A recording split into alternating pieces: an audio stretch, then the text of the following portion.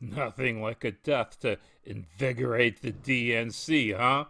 Take a look at this headline. Ruth Bader Ginsburg's death reshapes the 2020 campaign. I don't know if it reshapes it, but it finally gives Sleepy Joe something he can talk about. Lord knows he can't talk about the 44 years he spent in office.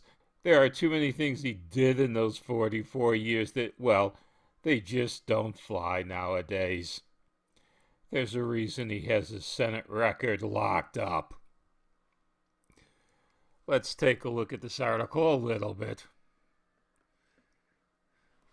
As America mourned the death of Supreme Court Justice Ruth Bader Ginsburg, a brilliant trailblazer for women and an equal rights icon. Whew, they are truly turning her into St. Ruth, aren't they? A fierce new political debate began unfolding Friday evening with just 45 days until the election. 45 days. That's something because, well, that's how long it took Ruth to get confirmed in the Supreme Court. Just 45 days. Now, for the 7 surviving justices, it took John Roberts only 31 days, and it took Clarence Thomas 107 days. Supreme Court Justice Clarence Thomas might not have ever made it into the Supreme Court if it wasn't for Quid Pro Joe's help. That's one of the things that his 44 years in service, well, the Democrats just don't want to talk about it. And as you can see, CNN is describing her death as forming new battle lines. There aren't really any new battle lines forming. The battle lines have already formed. And truthfully, do I think that there's going to be a new Supreme Court justice before the election? Well, I don't know, but take a look what Senator Mitch said.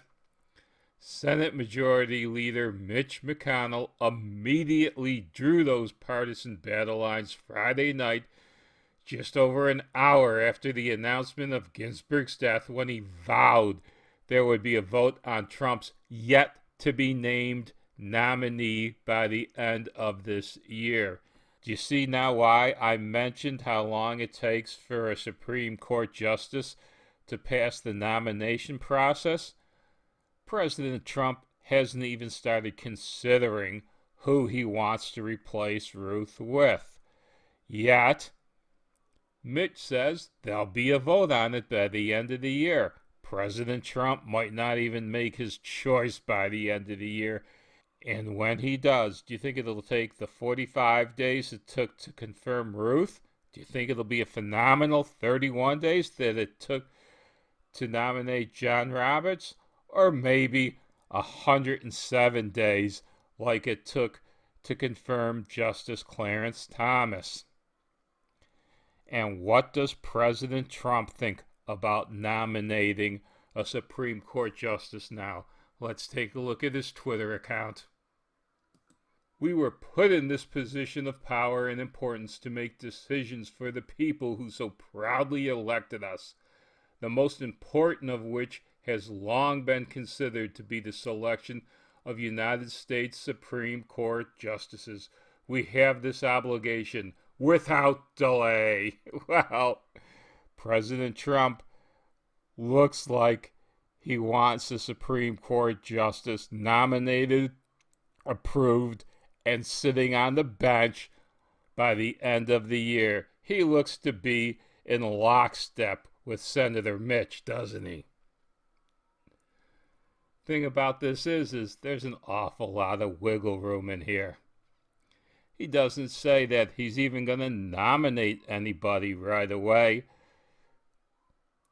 And if he doesn't nominate anybody before the election, what are the chances of that Supreme Court Justice nominee going through the process before his term is even up?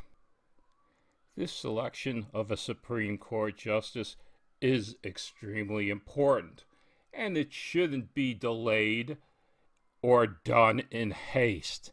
And with these elections coming up in November, any process done right now would be done in haste. It wouldn't be given the consideration it deserves.